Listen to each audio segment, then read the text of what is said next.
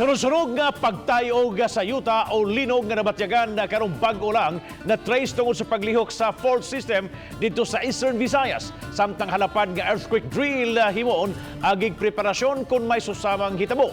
Si Nico Serino adunay live update. Nico?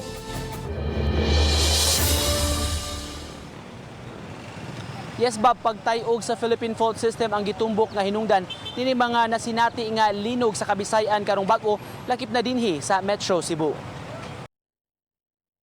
Kuha kini sa dakong universidad kagahapon sa hapon. Nang gawas ang mga estudyante sa building human nakabatyag sa pagtayog sa yuta. Halos na okupahan ang mga kalsada sa downtown area sud sa pipila ka minutos sa wala pa mamalik sa klase ang mga estudyante. Matod sa FIVOX, ang nasinati alas 2:51 kagahapon, magnitude 4.1 ang gikusgon, ang epicenter west sa lungsod sa Leyte, Leyte. Resulta kini sa paglihok sa parte sa Philippine Fault System. Sa Metro Cebu, intensity 1 ang natala. So since close naman siguro siya, niya naman itong Philippine Fault Zone gagi, doon ako kanara nga fault segment sa atong Philippine Fault Zone, kanang nga segment mo na activity. Gikag south, atong Ormoc, saka na po siya. So yun na nang release sa atong energy. Kahinumduman ni atong Lunes, nabatyagan sab ang mga pagtayog nga na-trace gikan sa probinsya sa Leyte. Dakong bahin sa Kabisayan ang nakabatyag niini. Ang maong linog miresulta sa minor damages sa pipila ka mga school buildings sa lungsod sa Kapuokan, ingon man sa probinsya sa Biliran.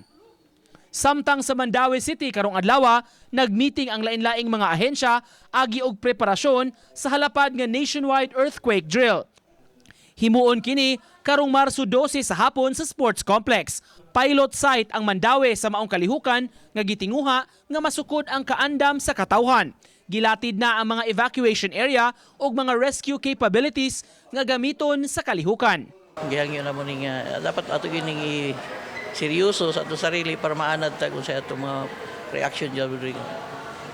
Gahapon gani nakakita man gani ko nga bisag gamay ra nga quake pero na-felt mo na sa upper floors ba.